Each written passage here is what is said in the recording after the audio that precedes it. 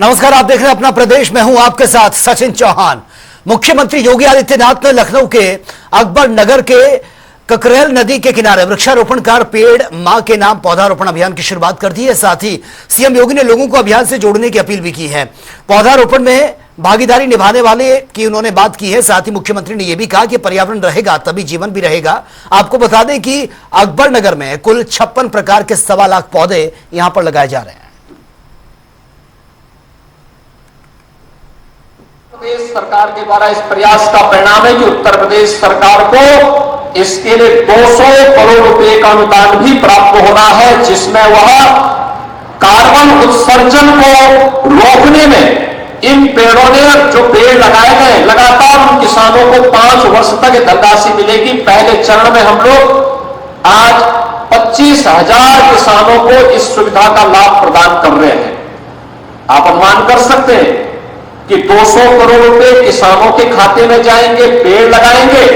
उस पेड़ का किसी ने इमारती लकड़ी के रूप में, किसी ने फलदार, किसी ने औषधीय, किसी ने पीपल, पाकड़, बरगद, किसी ने नौग्रह वाटिका लगाई होगी, किसी ने हरशंकरी लगाई होगी, किसी ने नक्षत्रशाला लगाई होगी और किसी ने अन्य कार्यक्रम के साथ जुड़ करके इस अभियान को आगे बढ़ाया। लेकिन वैश्विक संस्थाएं उसे मान्यता दे रही है। 200 करोड़ रुपए की राशि उत्तर प्रदेश को प्राप्त हो रही है।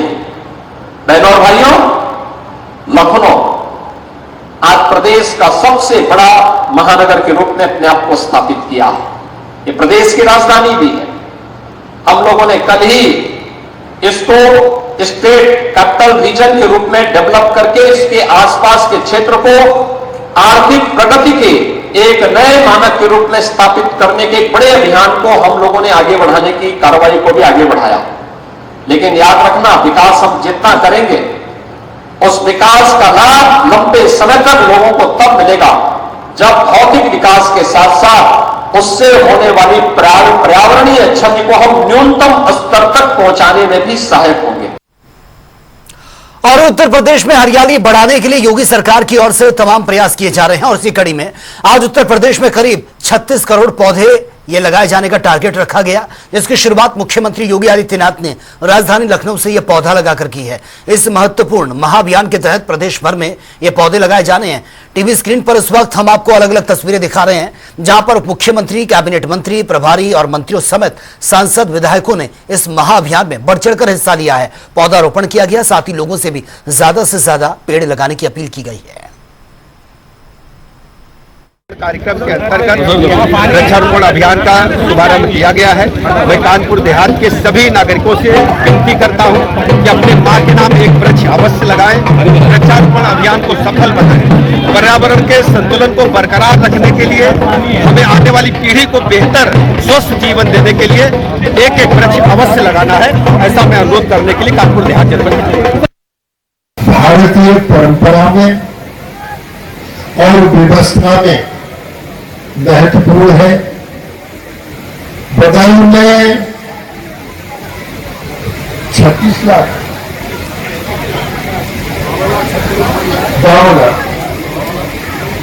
52,36,000 वृक्ष लगाने का संकल्प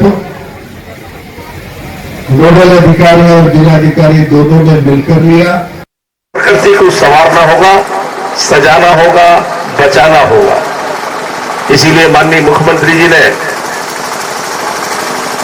पेड़ लगाओ पेड़ बचाओ का संकल्प दिया है प्रत्येक उत्तर प्रदेश के वासी को। हम सबको उसमें सहयोग करना चाहिए। एक बहुत बड़ा लक्ष्य पूरा करने जा रहा है प्रदेश। 36.46 यानी लगभग 36.5 करोड़ वृक्ष पूरे उत्तर प्रदेश में लगाए जा रहे हैं। आज का कार्यक्रम वृक्षारोपण का ये महाअभियान की तरह था, जो आज के दिन में 35 करोड़ 46 लाख पौधे लगाए जाएंगे। पिछली बार भी इस अभियान को पूरा किया गया था और इस बार भी पूरा किया गया है। संत कबीर नगर के लिए एक बात कहूँगी कि जो यहाँ हमारा ये पार्क बन रहा है, बायो पार्क, जिसमें इतना अच्छा तरीके से हर प्रकार के पौधे, जो वृक्ष मैंने लगाया वो शायद पारस पीपल, जो अद्भुत पौधा है, जिसको शायद कभी कोई किसी ने देखा हो, किसी ने ना देखा हो, बस पढ़ा हो, जाना हो, वो पौधे भी यहाँ लगाए, जिसके बहुत प्रकार के महत्व हैं। और तमाम ऐसे जीवनदायिनी पौधे, जो हमारे हरिशंकरी पौधे भी इसमें लगाए गए हैं, सहजन के पौधे, औषधियों वाले पौधे, और तमाम ऐसे पौधे जो पर्यावरण के लिए बहुत ही उपयोगी और लाभकारी हैं। आज पूरे भारतवर्ष में हम लोग एक बहुत बड़े वृक्षारोपण कार्यक्रम पे काम कर रहे हैं। प्रधानमंत्री मोदी जी ने एक पेड़ माँ के नाम लगाया और हम सबको प्रेरणा दी कि हम लोग ये ऐसे ही करें। और आज यहाँ उमरदा में एक बहुत बड़ा भूखंड है 20 हेक्टेयर का, जिसपे हम सब मिलकर के अपनी अपनी माँ के नाम पौधा लगा रहे हैं। मेरे द्वारा भी श्री हरिशंकरी के नाम से तीनों पवित्र पौधे लगाए गए। आदरणीय देव सिंह बघेरिया जी, आदरणीय जिला पंचायत अध्यक्षा प्रिया दीदी, डीएम साहब, अपर्णा जी जो नोडल अफसर के रूप में आई हैं, हम सब ने मिलके पौधे लगाए। वन विभाग द्वारा जो ये अपना वृक्षारोपण का अभियान माननीय मुख्यमंत्री जी और माननीय मोदी जी से माँ के नाम एक वृक्ष के अभियान को लेकर के धरातल में हरा भरा करने के लिए जो वृक्षारोपण का अभियान लिया गया, इसको जन आंदोलन के रूप में किस तरह से हम लोग वृक्षारोपण का अभियान नीचे धरातल में ले जाएं और अपने महोबा सहित पूरे बुंदेलखंड और पूरे प्रदेश को हरा भरा कर सके।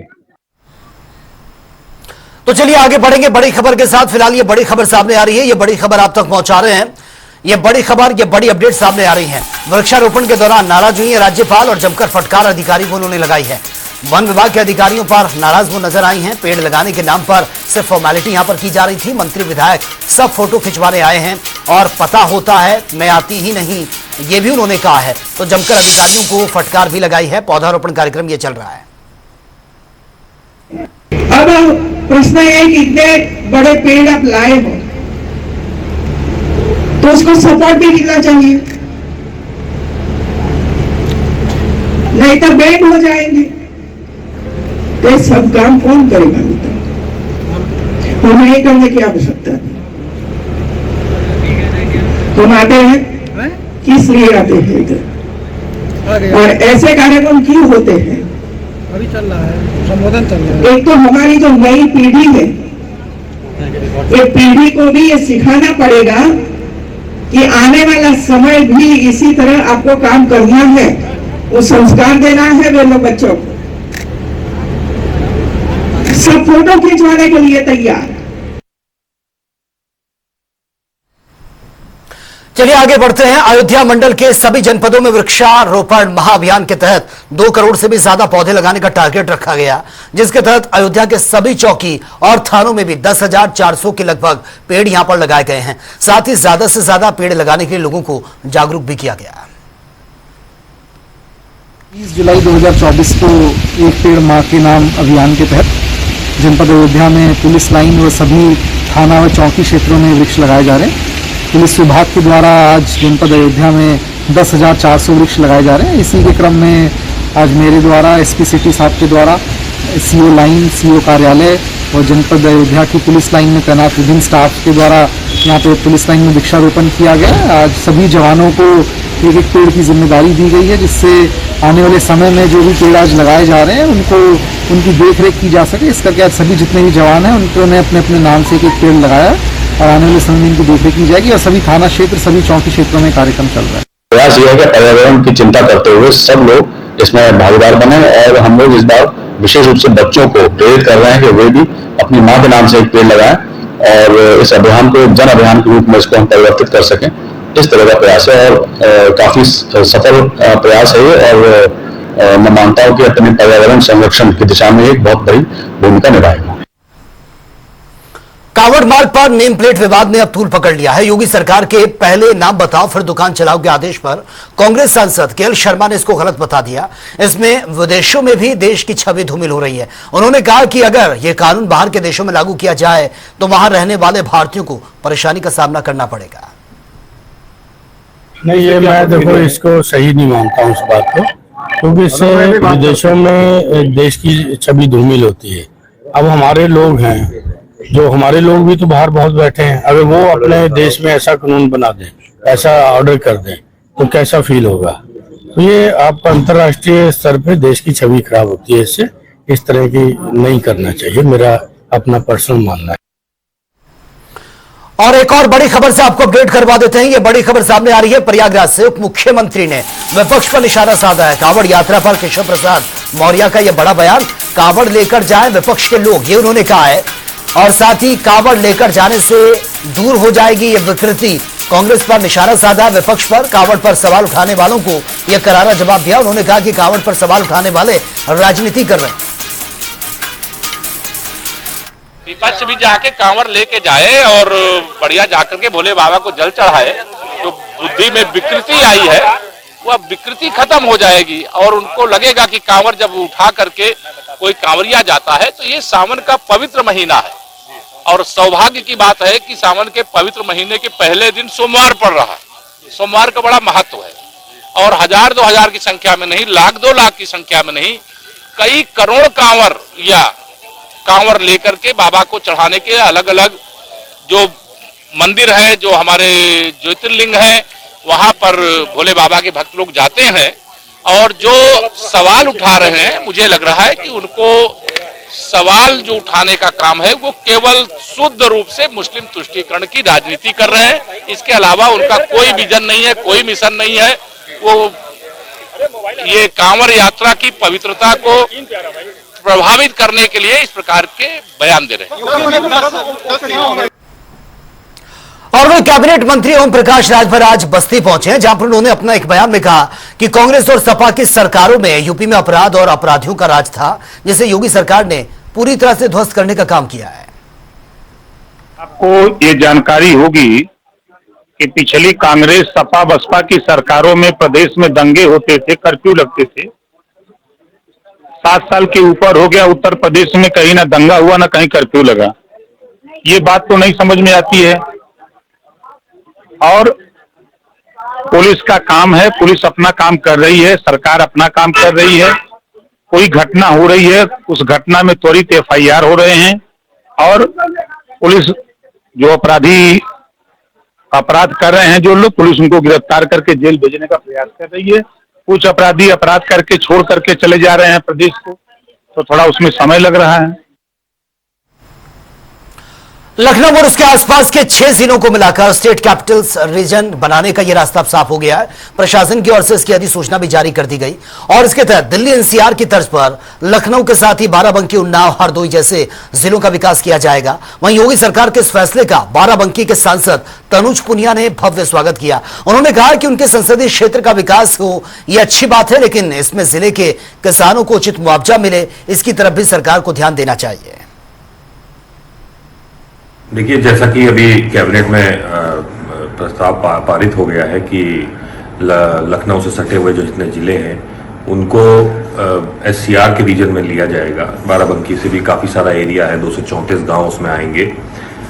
तो इस फैसले का हम स्वागत करते हैं। जैसे किसी भी चीज़ में विकास अगर हो रहा है, अगर विशेष रूप से मेरा संसदीय क्षेत्र बाराबंकी पड़ता है, तो बाराबंकी का अगर विकास हो रहा है तो उस चीज़ का हम स्वागत करते हैं। लेकिन एक बात मैं कहना चाहूँगा अपनी तरफ से कि जिस तरह से हमारा बाराबंकी जो जिला है वो ग्रामीण क्षेत्र ज़्यादा पड़ रहा है, जिस एरिया में ये हो रहा है, ग्रामीण क्षेत्र के साथ साथ उसमें खेती बाड़ी किसानी के जो आबादी है वो सबसे ज़्यादा है। जो किसान हैं उनका अगर उनकी ज़मीन अधिकृत की जाए तो उनको मुआवजा सही मिले, ज़्यादा मिले और किसानों का नुकसान भी ना हो, गरीबों का नुकसान ना हो, जो गाँव में रहते हैं उनका नुकसान ना हो। इस पे विशेष ध्यान देना पड़ेगा सरकार को और इस बात के हम लोग भी मॉनिटरिंग करेंगे, हम लोग भी ध्यान रखेंगे किसी का नुकसान ना होने पाए। बाकी विकास जो हो रहा है बाराबंकी का, उससे हम स्वागत करते हैं।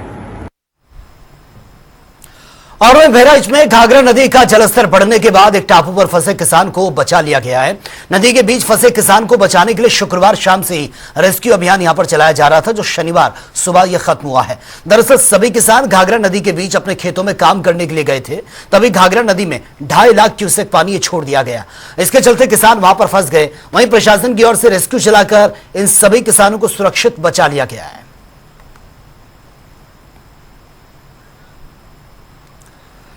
तो फिलहाल इस बुलेटिन में मेरे साथ इतना ही, लेकिन तमाम खबरों के लिए आप बने रहिए जनता टीवी के साथ। नमस्कार।